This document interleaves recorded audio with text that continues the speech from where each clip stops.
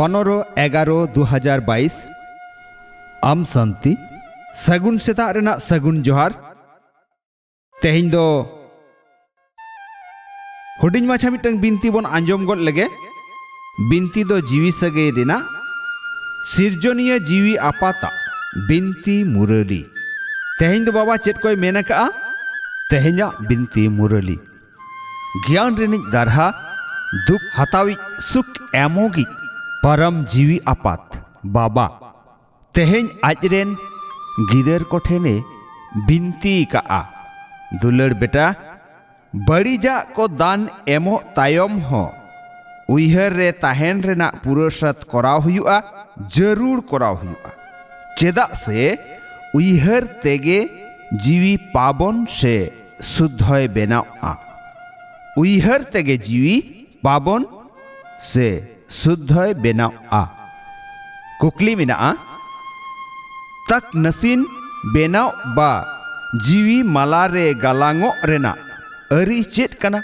तक नसीन बाबा हा ज्ञान गुण ते पेरेज को हर घड़ी तेला बाबाई मेनका बाबा सोबान दुख हतावी सुख एमोगी बेनाव में बाबा सोमान दुख हतावी सुख एमोगी बेनाव में सनाम कोठेन गे ज्ञान दा इर्ची काते रियाल रेना सेवा कराव में सनाम कोठेन गे ज्ञान दा इर्ची काते रियाल कोरेना सेवा कराव में जहां गे कोहियो दुख एमो रेना कथा को गे बगी में जहां गे कोहियो दुख एमो रेना कथा को गे बगी में जहां लेकाना बड़ी कमी गे आलम कमिया नापाय परकव कोगे आदेर जोंग में आमा अक्तो को बाबा हा उइहर रेगे जितकर में ताहले खान बाबाई दिल तक नसीन बेनाव काते जीवी मालारेम गलांग उतरोआ जहां लेकान बड़ी कमी कोगे आलम कमिया नापाय परकव कोगे आदेर जोंग में आमा अक्तो को बाबा हा उइहर रेगे जितकर में ताहले खान बाबाई दिल तक नसीन बेनाव काते जीवी मालारेम गलांग उतरुआ जुदी जहां आजा अक्तो को बेबड़ी जागा रे खारबाव गिडी का जुदी जहां आजा अक्तो को बेबड़ी जायगा रे खारबाव गिडी का तो मफत तेगे आजा डहार रे जनू में रामफा जोंग कना एड़े लई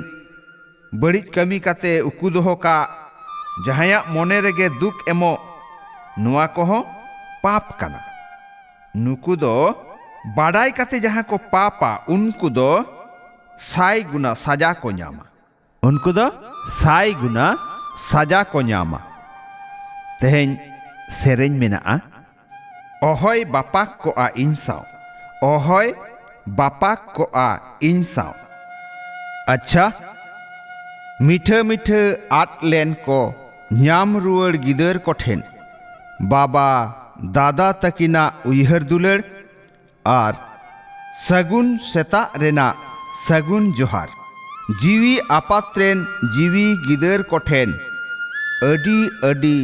थुम जोहार थुम जोहार थुम जोहार जीवी गिदर कोरेन जीवी आपात ठेन पौड़ी चितान पौड़ी गुण मनाव आथाम दुलड़ जोहार दुलड़ जोहार दुलड़ जोहार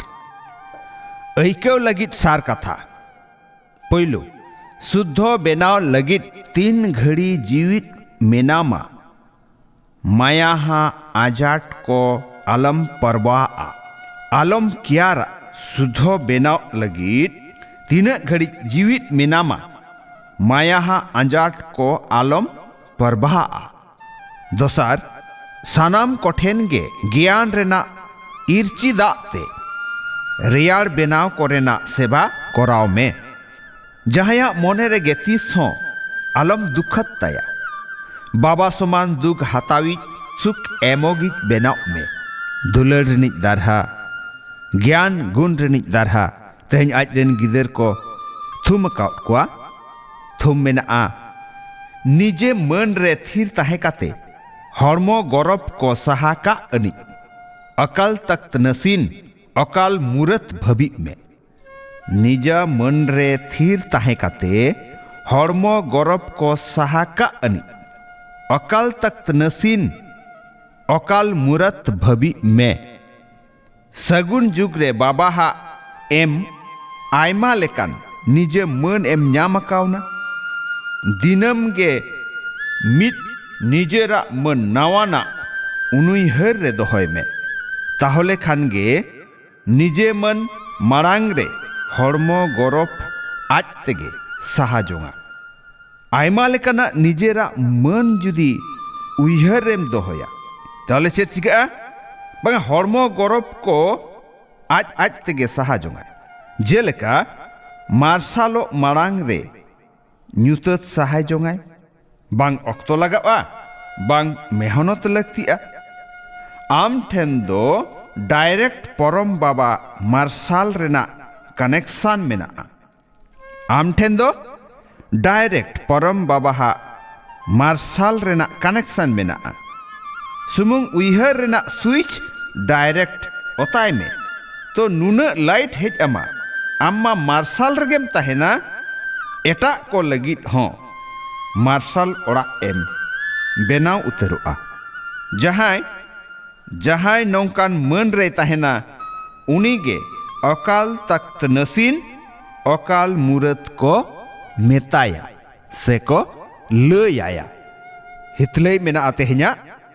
आमा भबित को उसूल बेनाव में ताहले खान गे परिस्थिति को आज तेगे अडी हुडिंग उतरुआ आम शांति आंजम के आबन बिनती मुरली तेहें दो नुना गे आरहों बन हिजुआ दोसारते मा एनखान सनाम कोगे सगुन सेता रेना सगुन जोहार आम शांति।